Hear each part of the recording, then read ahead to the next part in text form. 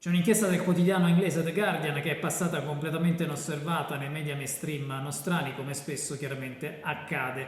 Le forze armate ucraine sono a corto di soldati, i volontari sono sempre di meno e aumentano invece i disertori. L'esercito quindi ucraino non riesce a sostituire i soldati uccisi o feriti in battaglia con nuovo personale. E che cosa ha fatto l'amministrazione Zelensky?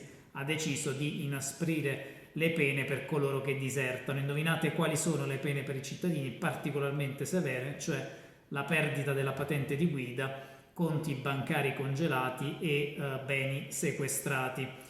Inoltre gli ufficiali di leva girano per le città ucraine in cerca di giovani che non hanno risposto alla chiamata dell'esercito, e addirittura sono nati dei canali Telegram clandestini in cui i cittadini segnalano gli spostamenti e la presenza sul territorio di questi ufficiali di leva che girano in cerca di giovani da mandare al fronte, e questi canali utilizzano un linguaggio in codice. Gli ufficiali sono indicati come Pioggia o Nubi.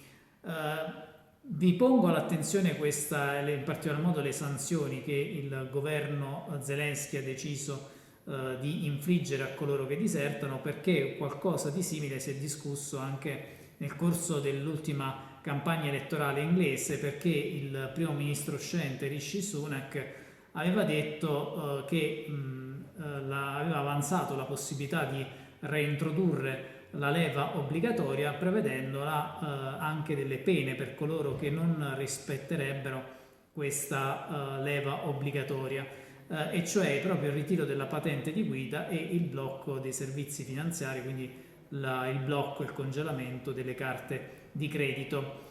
E insomma, questa è la guerra, lo schifo della guerra. Le popolazioni europee, in particolar modo europee, sono chiamate a fare qualcosa per fermare lo schifo della guerra. Capolinea è l'ultima fermata della libera informazione.